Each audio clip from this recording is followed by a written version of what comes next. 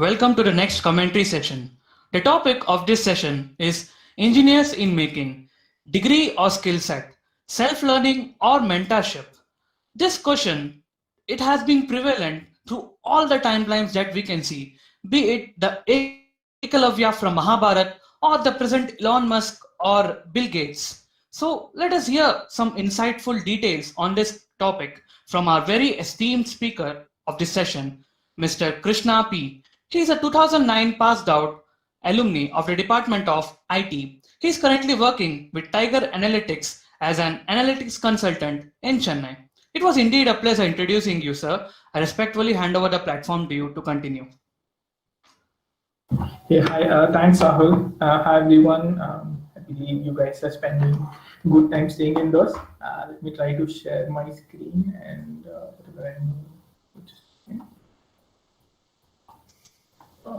Yeah. So let me know once my screen is visible.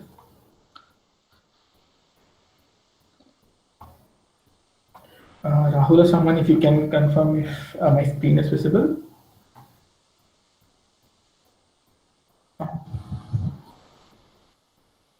Sure, yeah, thank you. So, so let me take 7-8 minutes of your time to share my learning around this topic of the day, where we talk about engineers in making. And thanks everyone for the opportunity and for the quick intro about what I do. So, I passed out from PEC from 2013, as Rahul was saying, from 2009-13 batch from the IT department. So currently, I work as an analytics consultant. I also write at various magazines. That's what I do as a part of my passion. With respect to work, I help businesses to come up with insights which will help them take better decisions to improve probably their revenue, profits, or whatever. So that's what I do with respect to work. And I also share my learning mostly through teaching engagements and guest lectures. Across various colleges in India. So that's another thing which I do as a part of my passion. So that's about a quick thing about what I do professionally and personally as well. So today I thought I'll share broadly two areas which will probably help you in the near future or probably in the long term as well. So one, I would talk about the COVID-induced recession and what's the impact of COVID-induced recession in your jobs. That's number one. And second topic, which I would walk you through about is careers in technology. I believe most of you will try to pursue a career in technology, and so how you can build a career in technology as well. So I will need some help from Rahul probably to share this URL. Let me bring it. We'll take a quick poll.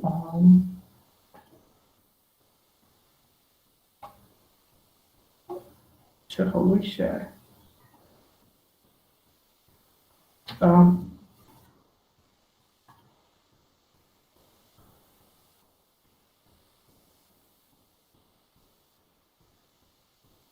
This one?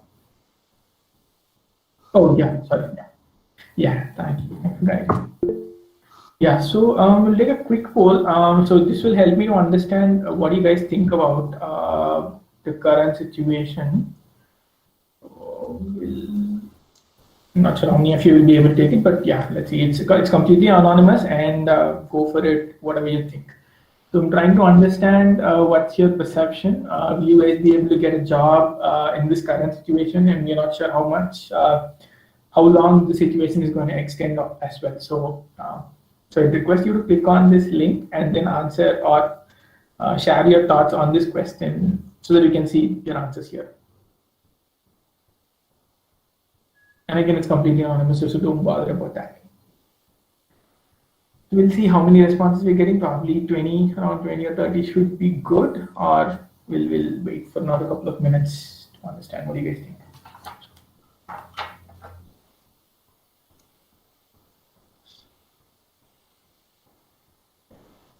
Probably a few more of you guys. It'd be great if you can give it a shot.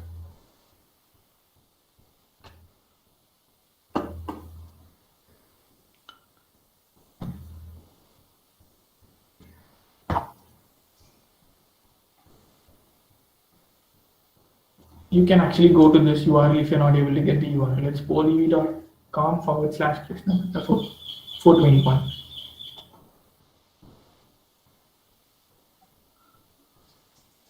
Or you can drop an SMS as well, but yeah. Cool. We actually shared this link, sir. So no problem. So then it's fine. I think for some reason you're not able to answer too much. That's no problem. Maybe. Yeah, we'll come back to it probably in a minute or so. Yeah, so we'll go ahead. So I understand that maybe two of you have answered. Like one of you is planning to. Probably we have one more. So let's say out of three of you, I think two of you are going to plan for a higher study, and the other one says that I will be able to get a job. So but let's look at what's going to happen in this COVID times, right? So you would have n number of questions in your mind. So what will be your opportunities? Will you be able to get a job? Will you be able to, or what are the companies you can apply to? Is it going to be that you're going to work from home for the rest of your life, or will you not be able to get a chance to go to office and so on and so forth? You might have n number of questions in your mind, but rest assured, I want to tell you that do not worry. Your jobs are going to be the least impacted jobs by COVID or probably what kind of pandemic we're going to have in the future as well. But technology jobs are going to be safe. And I'm not telling this from my experience from the knowledge which I have, but this is coming from McKinsey. So McKinsey has recently released a report. First, let me explain you about this chart. So on the x-axis, we have the vulnerability percentages, where 0 being the least vulnerability and 100 being the highest vulnerability. And the y-axis has the plot of the salaries. So salaries in $1,000, 0 being the lowest and 80,000 being the highest. So they have plotted various jobs or various roles within this 2x2 matrix. And as you can clearly see, there's a bunch of professions which are least vulnerable and they're going to pay you more as well. And fortunately, technical jobs are falling under that bucket, which means that technology jobs, which are obviously your profession and my profession as well, that's going to be least vulnerable and obviously it's going to pay more as well. On the contrary, which are the jobs are going to be affected the most? That is going to come from the bottom right quadrant, where the vulnerability of the job is high and the package for these jobs is also going to be lower. So which means industries like food and beverage or retail trade and so on and so forth, those are the jobs where the educational requirement is least, therefore they're going to pay the less. So those are the jobs they're going to be more vulnerable to this COVID-induced recession. So all I want to emphasize here is that your jobs are going to be safe. You will be getting jobs, so don't bother. Yeah, so we fall under that bucket. So quickly, let's move on to the second one. Right. So what are the careers you can expect? Will you be able to get a job, or what kind of job you can expect, and so on and so forth. We look at what is that. So before we move on any further, I again want to reassure you that you are going to be successful. All you have to do is that just get your mindset right. So I see that majority of you guys will be falling under three buckets. One, I probably feel that 70% of you will be falling under this bucket, where majority of you will be planning to get a job. The reasons could be because you're done with 4 years of learning or gaining knowledge, or is that you would want, or you're eager to start earning money so that you're not dependent on anyone. Could be any other reason. It could be any other reason as well. Second bucket is that again, this is in conjunction with the poll, where 2 of the 3 people who have replied said that they are going to pursue higher studies. Again, it could be MTech, MS, where you are trying to continue your technological knowledge gathering process, or you would feel that no, I'm not interested or inclined towards technology, but I would be more focused on the business management route, where I will start looking at how technology can be used for business, right? And third is you might not be interested in any of these technology or business roles, but you might be interested in helping the nation. It could be through UPSC, could try to become an IAS, IPS, or probably you feel that no, I'm not inclined towards tech or MBA, but probably I want to get a comfortable guaranteed job, and then you can probably look at bank exams or any other government exams. So these are the 3 buckets I feel largely people of your batch or your juniors might be falling under. And this happened in my batch as well, and majority of people who were junior and senior to me, right? So this will definitely happen. So all I would request you to do is that understand or pick up under which bucket you fall, and then get your mindset right that you will be successful, irrespective of whatever you're trying to choose, right? Quick two or three insights which I want to share from my experience over the past 7 years after graduating from Tech is that. So number one learning which I want to share is that technology is going to become obsolete, and it's going to become obsolete really faster in the upcoming years. So Peter Drucker, who is one of the MBA gurus, this is a quote from him which I really like, which I want to share with you guys. So he says that the only skill that will be important in the 21st century is the skill of learning new skills. I'm going to repeat that again. So it's going to be the skill of learning new skills. Everything else is going to become obsolete over time. So it could become obsolete because of automation or whatever reasons, but the skill of learning new skills is going to be staying relevant, and that's going to be giving you a competitive advantage irrespective of whatever situation you're going to fall under. So always keep looking for learning new skills, right? And you can do that through learning, unlearning, and relearning processes. And the second suggestion I want to give it to you guys is that how do you stay relevant and grow in your career? So irrespective of you're going to pursue your career or at the current situation where you're studying, this framework applies to whatever stage you are in your life. So first is figure out your area of interest. It might or might not be one or more, right? So pick up that one area of interest out of a bunch of your area of interest. Read a lot about that. There are quality contents that are available for free in the internet. So read a lot and then try to put that or try to word it down in your way. So that's how you can start writing to get a feel of that knowledge which you have gathered by reading. Second one is start doing your own projects. It could be freelance projects or it could be an internship, whatever, but start doing your own projects, irrespective if you're in any of your years. If you could be in your first year, second year, or third year, or final, doesn't matter. Start doing your own projects. Third one is complete that project which you've taken up, pen down what you have learned, and then try to reapply in another project. And then finally, maintain a portfolio of the projects you have done. It could be in civil, mechanical, or ITCS, doesn't matter. But maintain a portfolio online. It could be as simple as in a Pinterest or a Dribbble and things like that, but always maintain a portfolio. And finally, reiterate the same process multiple times again and again. So out of the bunch of interests which you have, something might work or might not work for you. So if something is not working, ditch that, move on to the second area of interest, apply this framework, and then keep iterating this process again and again. That will help you figure out what is going to be your area of interest, and that will also help you to figure out areas where you will be really, really successful. Right? And finally, again, my suggestion to you is that find your strength again through the iterative process, which I just help you understand. And having a mentor is going to definitely help you a lot. So figure out the right mentor. It could be a senior, your faculties, or anyone in your family circle as well. And then finally, do an internship. Startups are a great place to do an internship. And again, always stay relevant, keep learning, and to do that, learn, unlearn, and relearn, and keep doing that again and again. So I had these bunch of questions. I mean, that's all I had to share from my experience. So I was thinking of, I collated a bunch of questions from the organizers, and I thought I will take up these questions. So, but before I move on, I would like to ask the moderators if you want to start taking questions, or you want me to answer this question and then take the questions from students. What does that you guys feel? Sir, maybe you can go on with these questions. Sure. Let me know if you're nearing the end time. Yeah. So let's take these questions first. So first one is I've bucketed into three categories. One is the company's perspective of what is expected from you, and what will be the opportunities for you guys, right?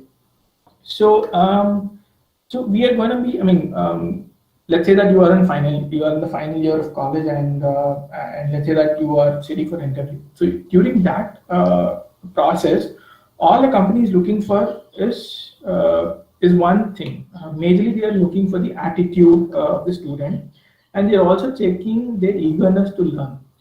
Because fresh out of college, companies feel that if the student is having the right attitude and is having the eagerness to learn, they can mold that student to do what the company is expecting to do.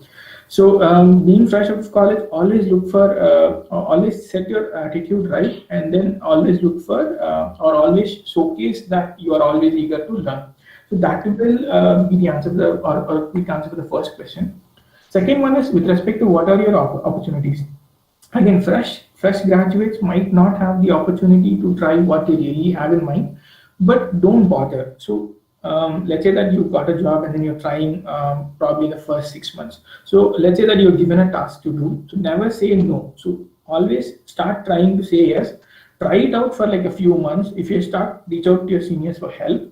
And finally, once you complete that commitment, what they've given to you first, you sit back and reflect on that opportunity and figure out that if you really like it or not. If you like it, it's good. You can always pursue that as a career. If not, go talk to your manager or your HRs and then try to get something which you like.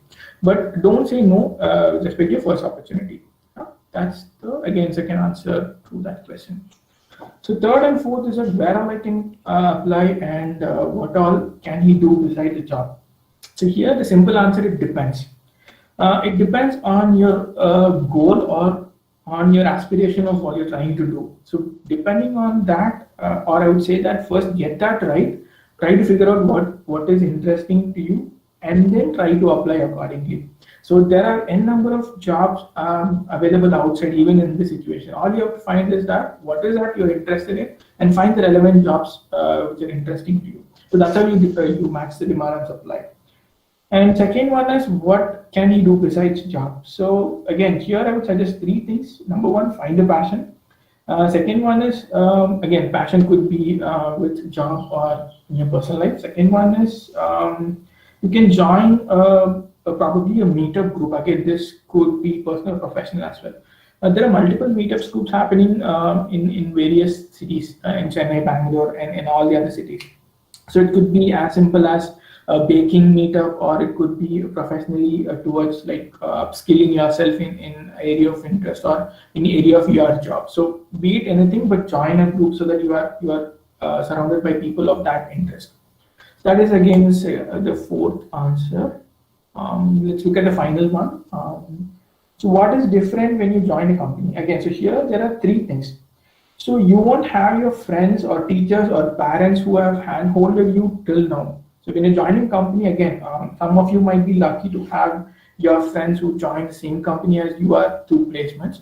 But if that's not happening, be ready to be on yourself. And to be on yourself, one thing is going to give you massive amount of courage. So that is knowledge. So as people put it, knowledge is power.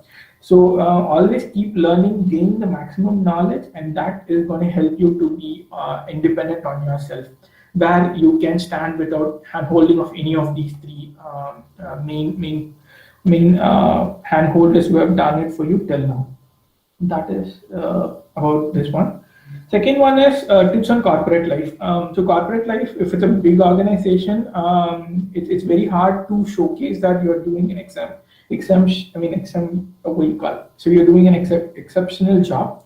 So to do that, what I learned is that always try to project yourself in the right way. If you're doing something, always start projecting it.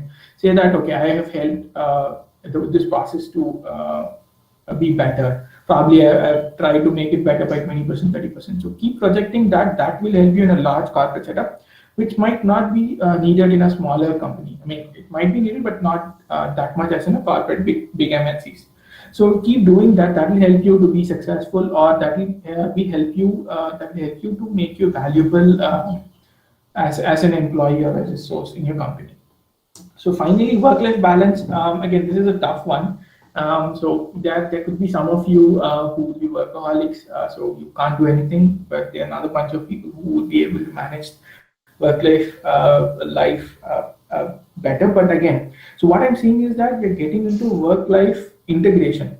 rather than work-life balance, I would call it as work-life integration. So after this post-COVID situation, people are going to work from home more than going to offices. So in that case, irrespective of the date and time, you would be needed to help the companies and the businesses. So plan or go for a work-life integration. So let's say that you are having a call at 8 to 9 a.m. in the morning.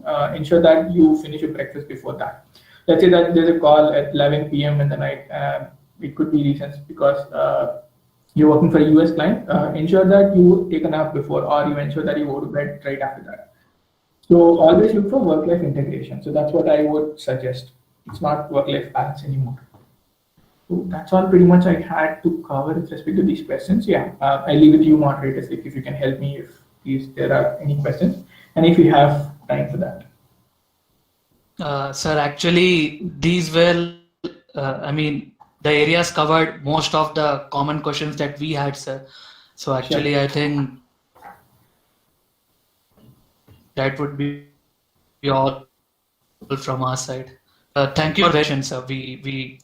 I mean, we thank you for sparing your time and giving us this opportunity to connect you with our college students.